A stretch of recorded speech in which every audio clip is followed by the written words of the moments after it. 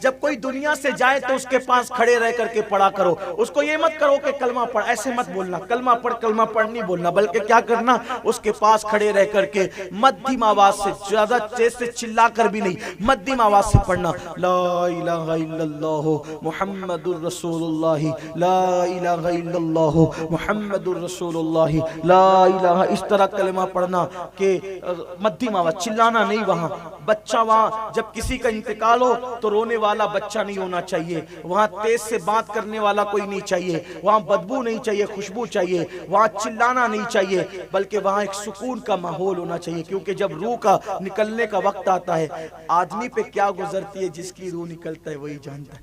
حدیث پاک میں آتا ہے، روح نکلتے وقت آدمی کے سینے پر اتنا وزن رکھ دیا جاتا ہے، زمین اور آسمان جتنی وزنی ہے اتنا وزن اس کے جسم پہ ڈال دیا جاتا ہے. اس وقت تو اچھی بات بھی آدمی کو بری لگتی ہے، اس وقت تو اچھی بات بھی آدمی، دیکھو نا اتنا بڑا وزن کسی کے سینے پہ ہو تو کیا ہو.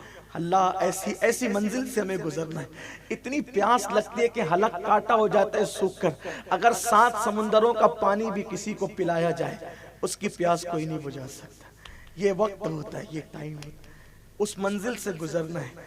ہائے کیسی کٹھن منزل ہے اور کیسی غفلت ہے، کیسی کٹھن منزل ہے اور کیسی غفلت ہے. 7 سمندروں کے پانی کی پیاس ہے اور رشتہ دار چمچے سے تھوڑا تھوڑا پانی حلق میں ڈالتے ہیں. جس کو اللہ سیراب کر دے بس وہی سیراب ہے. کس کو پیاس نہیں لگتی بتا دو؟ سب کو پیاس لگتی. کس کو نہیں لگتی بتا دو؟ اس کو پیاس نہیں لگتی جو سخت گرمی کے موسم میں اللہ کی رضا کے لیے روزے رکھتے ہیں. جو گرمیوں میں روزے رکھ کر کے اللہ کے لیے پیاسے رہتے ہیں ان کو پیاس نہیں لگتی، باقی سب کو پیاس لگتی. یا پھر اللہ جس کو چاہے. اور کس کو پیاس نہیں لگتی؟ جو کثرت سے صدقہ دیتے ہیں چھپا چھپا کر، ان کو پیاس نہیں لگتی. جو بھوکوں کو کھانا کھلاتے ہیں ان کو پیاس نہیں لگتی. ایسے کچھ لوگ ایسے جن کو پیاس نہیں لگتی، باقی سب کو پیاس لگتی. تو حضرت جنید بغدادی کہتے ہیں کہ میں گیا اور میں نے کلمہ پڑھنا شروع کیا اس کے پاس کہ یہ کلمہ پڑھ لے. اس نے مجھے پہچانا. جنید کیا ہے؟ میں نے پوچھا کیا حال ہے؟ کہا اچھا حال نہیں ہے، حال اچھا نہیں ہے. حضرت جنید بغدادی نے کہا پھر کلمہ پڑھو، کلمہ پڑھو. نقل کفر، کفر نباشر. کفر کو بیان کرنے کے لیے نقل کرنا یہ کفر نہیں ہے. جنید بغدادی نے کہا کلمہ پڑھو، کلمہ. اس بدبخت نے کہا یہ کلمہ کیا ہے، یہ چھوڑ سکتے معاذ اللہ. اور اس نے کلمے کا انکار کر دیا، اس نے کلمے کا انکار کر دیا. حضرت جنید بغدادی کہتے ہیں مجھے تو رونا آ گیا. جنید بغدادی کہتے ہیں کہ یہ تو کافر ہو گیا. ہوش اور حواس کے ساتھ اس نے کلمے کا انکار کیا، وہ تو کافر ہو گیا. کون تھا وہ؟ نمازی، حاجی، لاکھوں حدیث کو یاد کرنے والا. جنید بغدادی کہتے ہیں میں تو بھاگتے ہوئے نکل گیا، میں بھاگتے ہوئے اللہ یہ تو کافر ہو گیا، یہ کافر ہو گیا، یہ کافر ہو گیا. میں گھر گیا، رو رہا تھا مصلی پہ. اللہ کیا ہوا؟ اتنا بڑا تہجد گزار، نمازی، روزے دار، محدث کافر ہو گیا، کافر ہو کے مر گیا. اس کی موت کے چرچے ہوئے. میں رو رو کر اللہ سے کہتا رہا اللہ ایک بار اس کو خواب میں دکھا، ایک بار اس کو خواب میں دکھا. میں دیکھنا چاہتا ہوں کہ اس کا حال کیا ہے. ایک بار اس کو خواب میں دکھا. میرے اللہ نے میری دعا سنی اور وہ جو بڑا محدث تھا، لاکھوں حدیثوں کا حافظ تھا، میں نے اس کو خواب میں دیکھا کہ وہ جہنم میں ہے اور اس کے جسم پہ تارکول کا لباس. سمجھا تارکول کس کو کہتے ہیں؟ ڈامر. ڈامر سمجھتے ہیں؟ ڈامر جس کے ڈامر کی روڈ بنتی، ڈامر کے کپڑے اس کو پہنائے گئے، جہنم کا ڈامر. اور اس کا پورا بدن جہنم میں جلایا جا رہا ہے، چلا رہا ہے.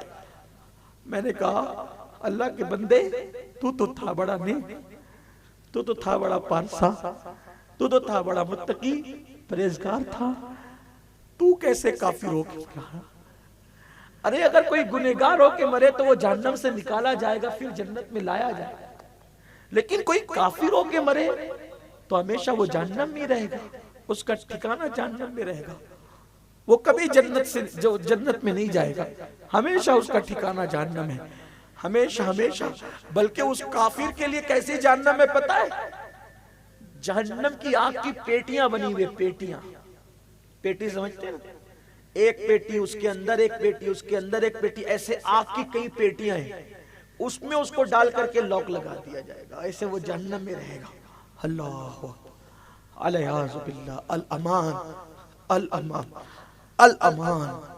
لوگ کہانی قصہ سمجھتے، لوگ ہنسی مذاق سمجھتے۔ تو پوچھا کہ تو اتنا بڑا ہو کر کے جہنم میں کیسے پہنچا؟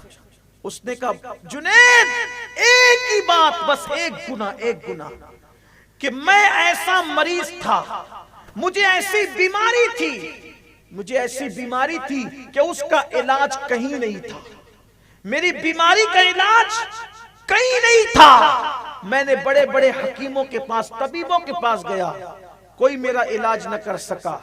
البتہ ہمارے بغداد میں ایک عیسائی ڈاکٹر تھا، حکیم، جو طائفہ جنید بغدادی والے، جنید بغدادی نے خواب میں دیکھنے کے لیے تمنا کی کہ اللہ تعالیٰ وہ کون بندہ ہے، یہ جو بندہ جو مرا ہے میرا دوست ہے، لاکھوں حدیث کا حافظ ہے، یہ کافر ہو کر کیوں مرا، اس کا ایمان کیوں گیا؟ تو اللہ مجھے دکھا خواب میں کہ میں اس سے پوچھوں۔ تو جب خواب میں دیکھا تو وہ جہنم میں تھا، تارکول کے لباس میں تھا اور وہ جل رہا تھا۔ پوچھا کہ تو اتنا بڑا حافظ تھا، تو تہجد گزار بھی تھا، میں تیری نیکی اور تیرے تقوی پہ گواہ ہوں، پھر تو کافر ہو کے کیسے مرا؟ تو اس نے کہا جنید بڑا متقی پرہیزگار تھا، ایسی بیماری ہو گئی کہ اس کا علاج کوئی نہ کر سکا۔ تو ایک عیسائی حکیم کے پاس پہنچا، اس نے کہا تیری بیماری کا علاج تو نہیں ہوگا لیکن تیری بیماری دب جایا کرے گی، تجھے تکلیف نہیں ہوگی سال بھر تک، ایک علاج بتاتا ہوں۔ کہا وہ علاج کیا ہے؟ کہا سال میں ایک مرتبہ اگر تو کٹورا بھر کے شراب پی لے گا تو وہ کٹورا بھر کے شراب پینا تیری بیماری کو دوا دے گا۔ تو جنید بطور دوا میں سال میں ایک مرتبہ سب سے چھپ کر کٹورا بھر کے شراب پیتا تھا، بس سال میں ایک بار کٹورا بھر کے شراب پینا میرے پیروں کی ایسی زنجیر بنی کہ جب میں مر رہا تھا تو میری زبان پہ کلمہ نہ آیا اور مرتے مرتے کافر ہو کر کے مرا۔ ایسا تہجد گزار اور نیک اور متقی انسان اگر وہ سال میں ایک بار ایک کٹورا بھر کے شراب پیے بنیت دوا، تو جب وہ مر رہا ہے تو کافر ہو کے مر رہا ہے۔ جو شادیوں میں بھی شراب پیتے ہیں اور جو میتوں کے وقت بھی شراب پیتے ہیں اور جو لوگ نشہ کرتے ہیں مرتے وقت ان کی زبان پہ کیسے کلمہ آئے گا؟ اس لیے اللہ کے بندو اللہ کی بارگاہ میں سچی توبہ کرو اور اپنے حال پہ رحم کرو۔ کتنے بھی گنہگار اور پاپی مرے ایمان پہ جاؤ گے تو جنت یقینی ہے انشاءاللہ، لیکن اگر ایمان پہ خاتمہ نہ ہوا تو پھر پہاڑ برابر اعمال بھی لے کے جاؤ گے تو جنت نہیں مل سکتی۔ حتیٰ کہ ہمارے بزرگوں نے یہاں تک لکھ دیا مفسرین نے کہ معاذ اللہ اگر نبی کا بیٹا بھی کفر پہ مرے گا تو اللہ اس کو بھی جنت عطا نہیں کرے گا۔ اور اس کی دلیل میں یہ لکھا کہ نوح علیہ السلام کا بیٹا جب کافر ہو کر مرا تو وہ بھی جہنم میں جائے گا۔ آپ سوچو اولو العزم پیغمبر کا بیٹا کفر پہ مرے تو اس کو جنت نہ ملے، ہم کون ہیں؟ ہماری کیا اوقات ہے؟ ہماری کیا حیثیت ہے؟ حالانکہ قرآن نے پھر اس کا نسب ہی کاٹ دیا، لیس من اہلک فرما کر کے اس کا نسب ہی منقطع ہو گیا۔ جب اللہ اکبر کفر پر مرنے کی وجہ سے نبی کا نسب منقطع ہو جاتا ہے تو پھر امتی کی نسبت کیسے باقی رہ سکتی ہے؟ اس لیے رب حبلی امتی کی وہ دعا ان کے لیے نہیں کام آئے گی جو لوگ کفر پر دنیا سے جائیں گے۔ میرے بھائیوں اپنے حال پر رحم کرو۔ اسی لیے تو غوث پاک جن کو اللہ نے یہ شان دی تھی کہ وہ ٹھوکر مار کے مردہ زندہ کر دیتے تھے، وہ روتے تھے اس پر کہ اللہ عبد القادر کا خاتمہ ایمان پر فرما۔ کسی نے کہا حضرت عید کے دن بھی؟ فرمایا میری عید تو اس دن ہوگی جس دن عبد القادر کا خاتمہ ایمان پر ہوگا۔ اور غوث پاک فرماتے ہیں جو ایمان پہ خاتمے کی فکر نہیں کرتا مجھے ڈر ہے جب وہ مرے گا تو کفر پہ مرے گا۔ اس لیے اپنے ایمان پہ خاتمے کی فکر کرو اور اللہ سے اپنی دعاؤں کا لازمی حصہ بنا لو۔ اس وقت تک دعائیں ختم نہ ہو جب تک کہ یہ دعا نہ کی جائے کہ اللہ ہمارا خاتمہ ایمان پہ فرما۔ اعلیٰ حضرت امام احمد رضا خان محدث بریلوی मुजद्दिद थे वक्त के। आप फरमाते हैं मुझे किसी से भी मुलाकात हुई और मेरे दिल ने कहा कि ये अल्लाह का वली है, किसी ऐसे बंदे से मुलाकात हुई कि दिल ने कहा अल्लाह का वली, अल्लाह का मकबूल बंदा है, तो मैंने उससे एक ही दुआ करवाई कि हज़रत बस इतनी दुआ कर दो कि अल्लाह मेरा खात्मा ईमान पे फरमा दे। कोई और दुआ मैंने अल्लाह वालों से नहीं करवाई सिवाय इस दुआ के कि मेरा खात्मा ईमान पर हो। और जब आप मनकबत गौस पाक की लिखते तो यही कहते हैं रजा का खात्मा बिल खैर होगा, तेरी रहमत अगर शामिल है या गौस। तो अपने ईमान पर खात्मे की फिक्र करें, नशे से बचें, शराब से बचें, जुए से बचें।